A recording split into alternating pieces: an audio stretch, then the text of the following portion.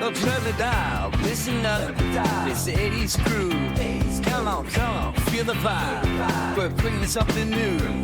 Got movie on its mind, but bringing us to unfold. Got movies on the mind, stories to unfold. But let's talk, and good evening, good morning, wherever you are in the world. It is Harrison Smith returning to you again with, another episode of Cinema. It seems my Alien Romulus episode seemed to do pretty well, and people were glad I was back. So a lot of stuff I wanted to talk about today of this internet nonsense. It kind of builds off the nostalgia thing that I talked about with Alien Romulus. But there's something else going on as well, too. And it's a very cynical thing. And that's why I thought I'd incorporate it into this episode. So we have this new thing, which I don't know how new, but it's relatively new in relation to social media. And that is everybody's terrified or traumatized, I think is the best word, of something in the way of a film from their past. And I don't know if this is the work of studios or people affiliated, or it's just clickbait. I can't put my finger on it. But I want to say something. And that is, when you see these articles and posts, like weirdly interesting, they post all over social media, Facebook, whatever, Instagram, TikTok. You see a lot of this, especially with Gen X. And that is, name a movie that traumatized you in the 80s. And there are really three that I see a lot. Arguably four because of one scene. However, for a motion picture, I don't think anything beats right now, at least in America, The Day After, the 1983 Nicholas Meyer film about nuclear war. And how people post online about, oh, this was terrifying. It portrayed nuclear war as so realistic. I'm going to say something right now. No, it fucking didn't. The Day After was a terrible film, and it was extremely boring, and the effects were not all that good, and you are misremembering something, and this is what contributes to this bullshit Mandela effect thing. When I saw it, it was this. Now, of course, something has happened in a Stranger Things fashion with a lab in Hawkins, Indiana, that has changed our perception of things, apparently, and it only seems to affect pop culture. You remember it wrong. And the reason why you remember it wrong is most people who say they were, quote unquote, traumatized by this, you were fucking 8 years old. You were 8 or 9. You were probably under the age of 15, because I can tell you, I was 16 and I remember the events very well. In fact, I put it in my book, I Lived the 80s. And I was in 11th grade when this movie came out. And they hailed it as the most realistic portrayal of nuclear war ever seen. And it's going to terrify audiences. And in fact, ABC announced that they were setting up these call-in panels, like a bank of telephone operators, emergency takers, whatever you want to call them, to handle anybody who's been so mentally disturbed by this extremely dull and cheesy and overacted motion picture. And we all, I remember in school, our teachers, they assigned it, our history teacher assigned it, you have to watch it. We were living at the height of the Reagan 80s. We were living every day we did have nuclear attack drills. Now, we didn't duck and cover, we didn't go under our desks. Our school actually had a radioactive bomb shelter in its basement, since it was built probably in the late 40s, early 50s. Nobody was ever asking the question, just what the hell do we do after the bombs drop and if we survive? And I know that The Day After touches on some of that, and you have Jason Robards and all these other people in it. And Jason Robards is embarrassingly overacting in this, like Rod Steiger, Amityville Horror overacting. I used to think like, okay, so we're all stuck in this gigantic basement at the school. What happens when somebody has to take a shit? Like, what happens when we have to eat and you eventually have to leave this basement, which the power will eventually go out. You're going to need fresh air and everything's a radioactive fallout wasteland. No one ever thought of that. It was just, survive the blast. That's what it was all about. Just like in the 50s of hiding underneath a desk or grabbing the picnic blanket when you see the flash and covering yourself. That should work. So ABC set up these call-in lines, and people were to call in if they were so upset by this, and they air the movie. And I remember I watched it because I was assigned to watch it, but I also wanted to see what this was all about. It was directed by the guy who did Star Trek II, The Wrath of Khan, and it's like, all right, let's see. And I watched it with my family, and it was rare to get my mom to sit down to watch something and devote that much time. And it seems like a lot of America sat down to watch it in its initial broadcast. I don't know. I don't have numbers on that. And I don't even think even if I did, those numbers would be accurate. Because nostalgia and years later, a lot of people have remembered this wrong. But I am going to say, I could break this down. I can still remember a lot of it. I've only seen the film like once or twice. And I think I watched it again when they released it on home video just to see if it was as bad as I remembered it the night that they aired it.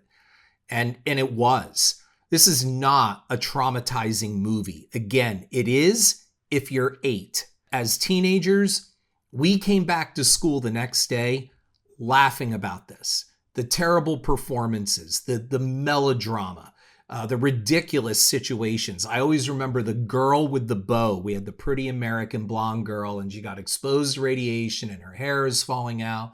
And they're going to lovingly, put this bow back into the 6 strands of hair that are on her head. And somehow, we're supposed to, feel, sad about this when the acting was just really over the top. Everything was so ham-fisted on this. And especially Jason Robards at the end screaming, "Get out of my house," as he's standing in this ashen wasteland. And there was even a voice of the president at the end on the radio, which sounds, so coincidentally like Ronald Reagan. We did not find this terrifying at all. And I have yet to encounter anyone. I have a very good memory, and I don't remember anyone around me saying, "Oh, that was really scary. That really scared me." It was just a bad movie, and it was way overhyped. And on top of it, very few to, if any, people use that hotline, that crisis hotline. And that was just, in my opinion, an advertising stunt. This was all to be like, you got to tune into this, see how drastic this is, see how scary this is going to be. It's kind of like the modern day equivalent of William Castle and the way he marketed his films by sticking a nurse outside the theater to measure your blood pressure before you go in because the movie's so terrifying, or having to sign fright insurance because the movie is so scary you may die while watching it. I really think the whole ABC crisis hotline thing, the psychological crisis hotline thing, was just nothing more than a publicity stunt. That's how cynical I am. And I was cynical even at 16 years of age in watching this really bad movie. But then I've noticed over the last couple years, especially being involved with social media as much as I am, now it's like, you see these posts, name a movie that traumatized you in the 80s, or today is the anniversary of when they aired The Day After, the most traumatizing movie that terrified America. No, it fucking didn't. This was not a War of the Worlds situation where people thought aliens were invading. And even that was over exaggerated, the night that panicked America. And I see a lot of this on Facebook with these people. And then their memories, a lot of people buy into this. They buy into this "I was traumatized" bullshit. And you weren't traumatized. What were you traumatized by? The bad acting or the really shitty subpar special effects? What traumatized you? The nuclear blast scene in Terminator 2 is far more terrifying and realistic than the garbage that ABC put on. And you don't hear anybody going, "Oh, that scene when Linda Hamilton is fried at the gate, at the fence," where is the trauma for that? See, people buy into this. It's no different. I'll go into the other films momentarily. You remember back around like 2015, maybe even a little earlier than that, everybody's afraid of clowns. And there were all these clown sightings on the road, and people love to jump onto social media and talk about how terrified they are of clowns. I call bullshit. I don't think half the people who say that I think more than half of the people that say they are quote unquote terrified of clowns are anything of the sort. It's the thing you say to get attention. It's the conversation opener. It's the way to participate in a social media forum. What terrifies you about clowns? They have some makeup on, you don't know who's behind them, or do you really think there are alien clowns underneath your sidewalk in the sewer offering red balloons? Really? I don't buy it. I don't buy it at all. And you have these people with these videos, and I think most of them, not all, but most of them are staged. And this is all to, tap into this supposed trauma that people love to feel. And that is where I'm going with this broadcast, because our media and our movies love to enhance and support and proliferate this alleged trauma. Everybody has to have a trauma now. Everybody is damaged. And so we look at our media and our movies and our pop culture as a way to channel that trauma that it manifested through this. And I don't buy it, especially with all the shit that we have seen in movies. No one's traumatized by Friday the 13th. No one's traumatized by Nightmare on Elm Street. I didn't hear of anybody traumatized by the Dahmer series that came out. I mean, I heard some of the victims' families were upset with the portrayal of Jeffrey Dahmer as a sympathetic character, but I didn't hear of any trauma. I don't see any posts on Facebook or Twitter or TikTok or Instagram of name a movie that traumatized you. I never see any of those films. I never see the Texas Chainsaw Massacre. I never see Poltergeist. It's funny, but boy, they'll post E.T. and they'll always show that picture of E.T. when he's all ashen gray, lying in the creek bed when Elliot finds him and he's dying. Oh, that traumatized people. Or the horse in the Never-Ending Story. Yes, that traumatized. Really? Traumatized is a pretty heavy word. Was it sad? Yeah, I cried. I cry in E.T. all the time. Am I traumatized? I'll tell you what, as a child, when I was like 6 or 7, I watched Tarka the Otter. And if you don't know what I'm talking about, look that one up and see that ending. And then talk about traumatized. Because the next one that comes up on this list is Watership Down, the 1978 Martin Rosen film. It was animated, not the lousy Netflix CGI remake that they aired a couple years ago, about 5-6 years ago. This is the good one. Traumatized? What traumatized you? There's some bunnies and they're fighting and there's some cartoon blood. One of the rabbits gets shot with buckshot. Yeah, one of the rabbits gets hit by a hawk and taken away. What the fuck traumatized you?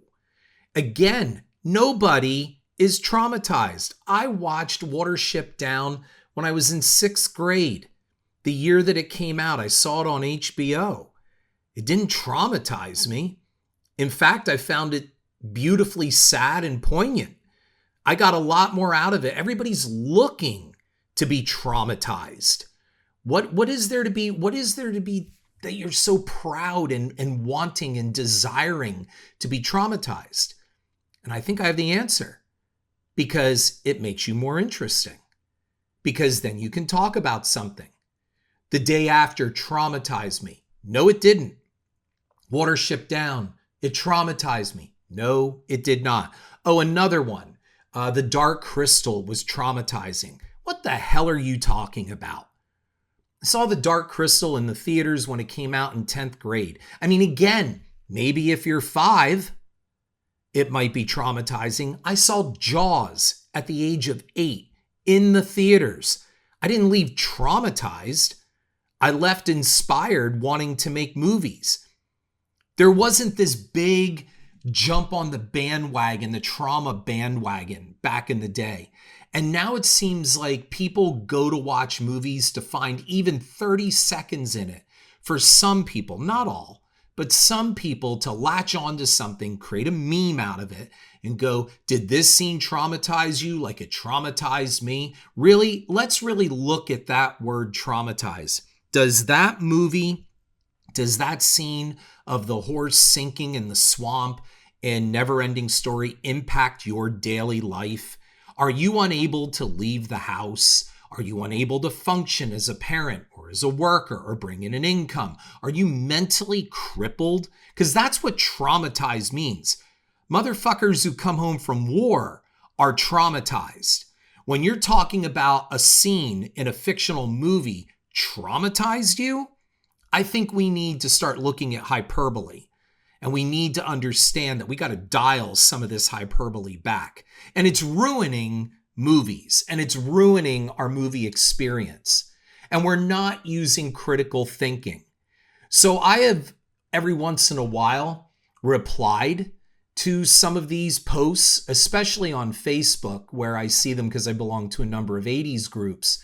And I'm telling you, every once in a while, it'll come up and then everyone's jumping on it. And then another Facebook group will do it. And then on TikTok, someone will do it.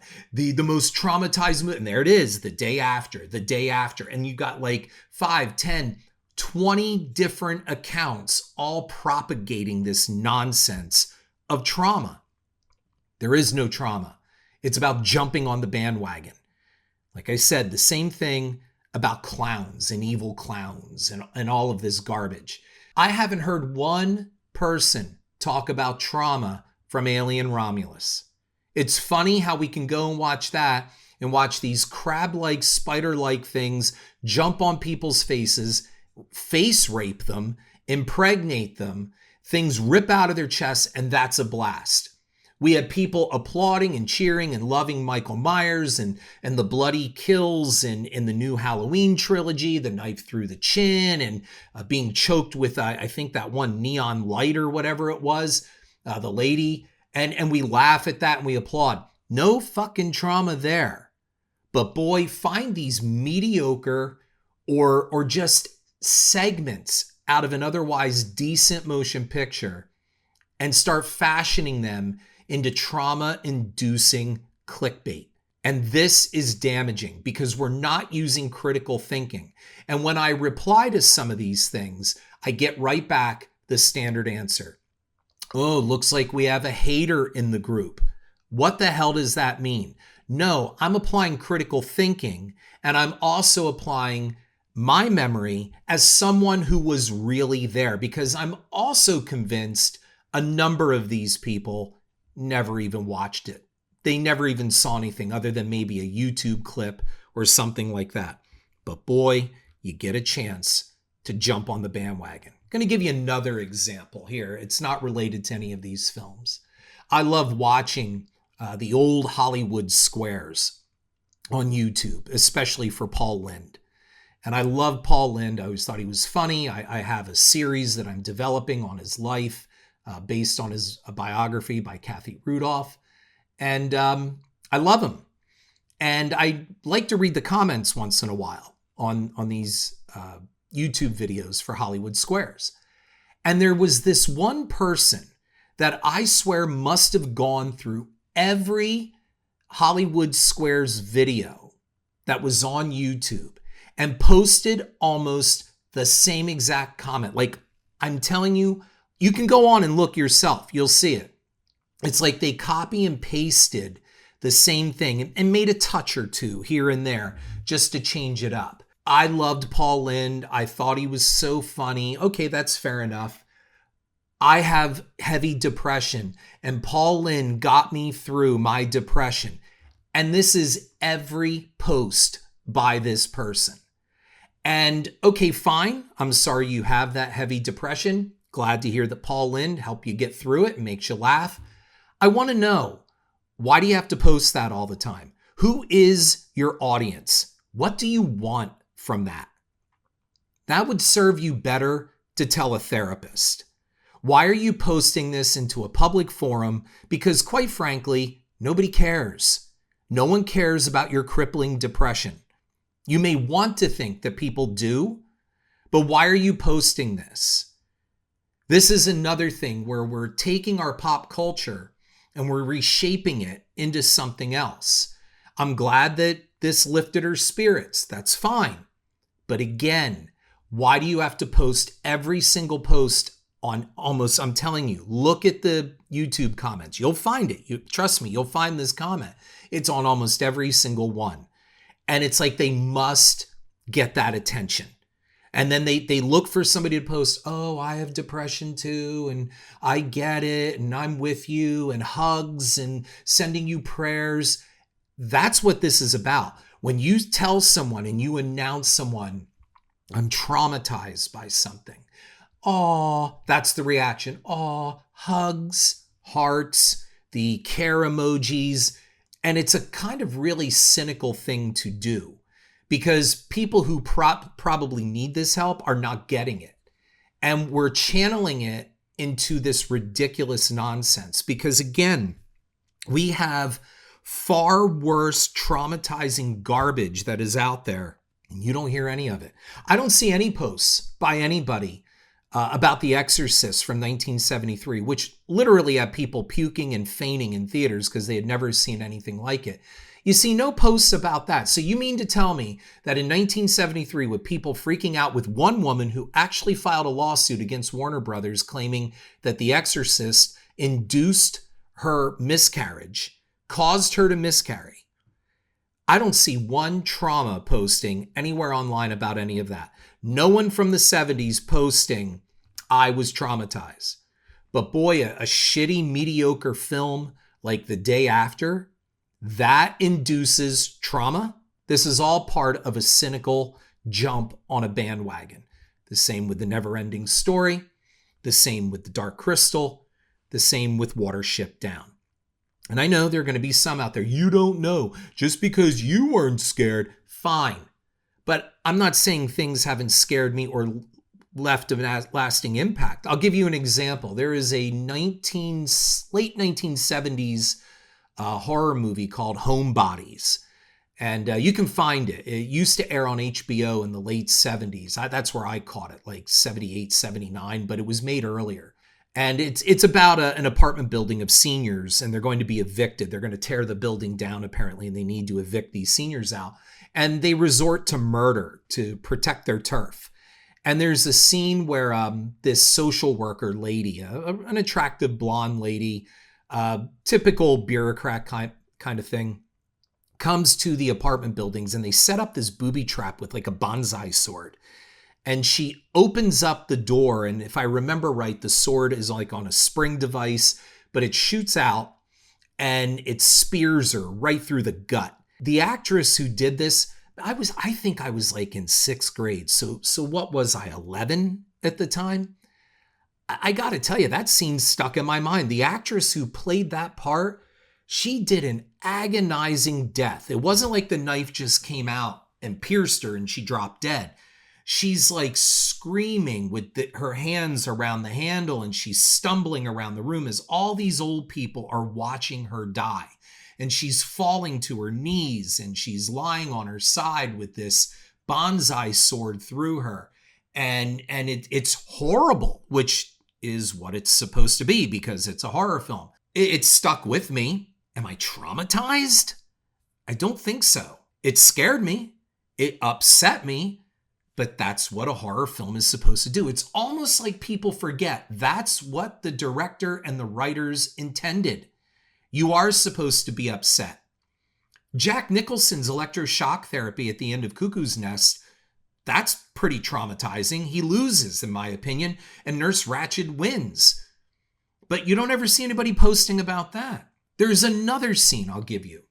In that old 1981 Alien ripoff, a really good Alien ripoff, in my opinion, Galaxy of Terror by Roger Corman. You may remember that. It had Joni in it, Aaron Moran, and Ray Walston, I guess, in a or maybe right around that time, Fast Times at Ridgemont High era. But anyway, before he was Mr. Hand. But I watched this where basically people land on a planet very similar to Alien. There's a derelict kind of structure there. In this case, I think it's a pyramid. And this spaceship lands. And it turns out that the power that's running this pyramid is able to turn your fears into reality. And this one woman is afraid. Oh, Sid Haig is in this too. This one woman is afraid of worms. And Sid Haig in the scene, it's a pretty gross scene. He gets a shard of glass or something under his skin. And I forget what his fear was, but he ends up having to chop his arm off. And when he chops his arm off, these maggots form on the severed limb.